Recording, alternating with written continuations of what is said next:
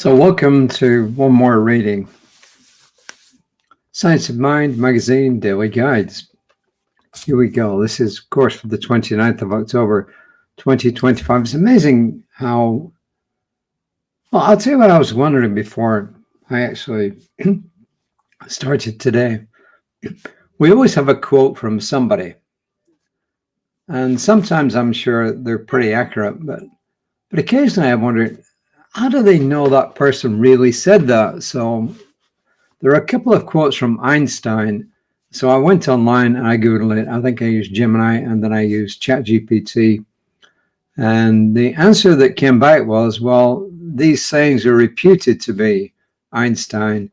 So when people claim this is what Albert Einstein said, or this is what Winston Churchill said, or whoever, this is what Mother Teresa said, well, I got visions of people following these people around with a notebook, writing it down for posterity. But of course, I guess reputed to have been said by, to me, it seems more feasible. But anyway, maybe that's just me. Maybe I'm just skeptical.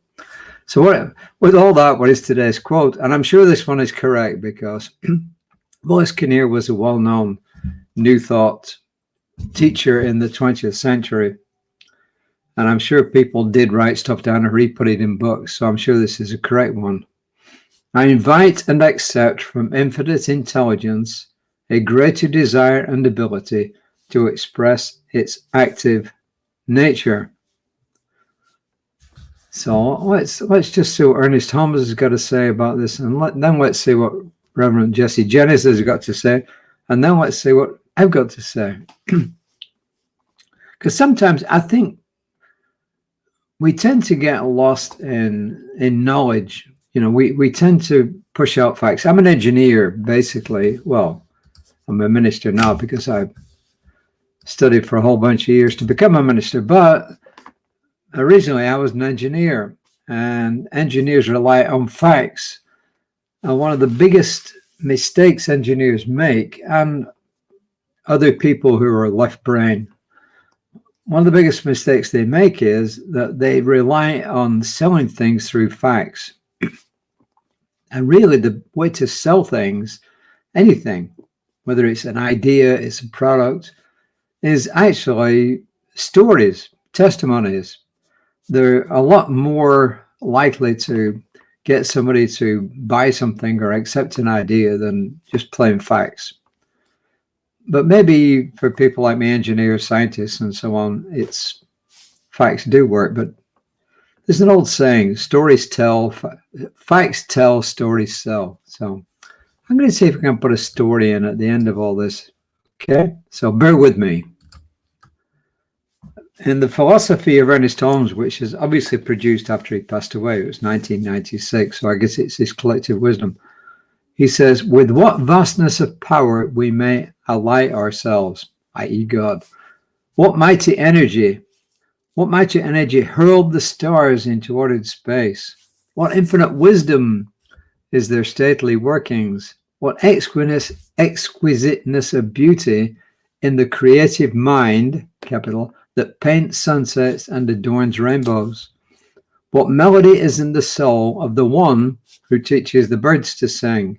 What depth of tenderness who gave the mother heart its love. This energy, wisdom, beauty, and love, dynamic and creative, belong to the one whose simple, seamless fabric of faith is the deep, abiding consciousness of the indwelling presence, and who dares to draw forth from the God within. Each shall have health, for they think it, wealth, for they create it, joy, for they give it. It is the simple, rich mentality of one who is in unity with the Spirit. When we reach this high consciousness, we need only to speak the creative word, and it shall be done unto us even as we will. Herein is the secret of the perfect power of demonstration. God is present in its entirety at every point. And as I said, that was from the philosophy of Ernest Holmes, 1996. This is where Reverend Jesse says, the awareness of oneness is the consciousness of healing. Oneness unfolds beauty, energy, wisdom, and all the elevated states of mind and heart. It sees all people as God in form, evolving into discovering this truth. We work through our issues to accept ourselves and each other. The rest is easier, or at least easier than we've made it. There's no intrinsic struggle to take up our divine inheritance, no cosmic roadblocks, nothing withheld. So you can sum this up to me by saying that God is all there is, that there is one mind that brought everything into existence and arranged evolution so that the things Ernest Holmes talks about here come into being. A mother's love, clouds, sunsets, planets, galaxies. And then we go on to say that because God is all there is, then God is present in each and every one of us. That spirit, that divine essence, that divine power is present in each and every one of us. And all that it takes is for us to believe that, to actually use that power. And as we said, belief is thought plus feeling. And that's what it boils down to. And there's different ways to express it. We use spiritual mind treatment, but we can also use it in other ways. I remember several years ago when I was attending I used to attend a bunch of annual events. There were several multi-day events. One of my colleagues there had really just learned about how to use the idea of putting up an idea board into what she wanted. And what she wanted was a new car, but she wanted a specific car. So she actually got a photograph of this car and she pasted it on the board and she kept looking at it constantly.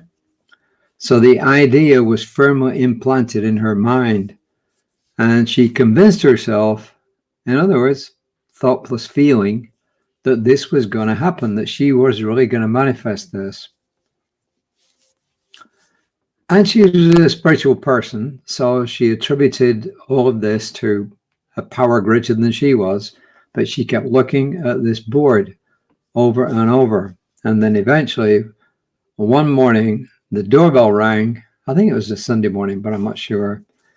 And she opened the door and it was her then present boyfriend, somebody she was kind of going out with, but she wasn't really all that serious about this guy.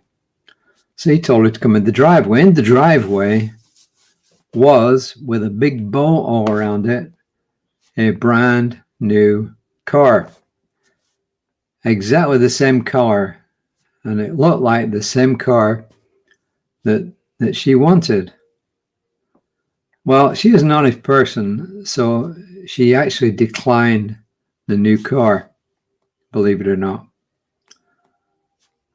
But it wasn't the car that she thought she was going to get. She wanted a Corvette and it was something else, but it looked very similar. When she went back to her board that she had been focusing on, the car in the picture on the board was the car that was in the driveway.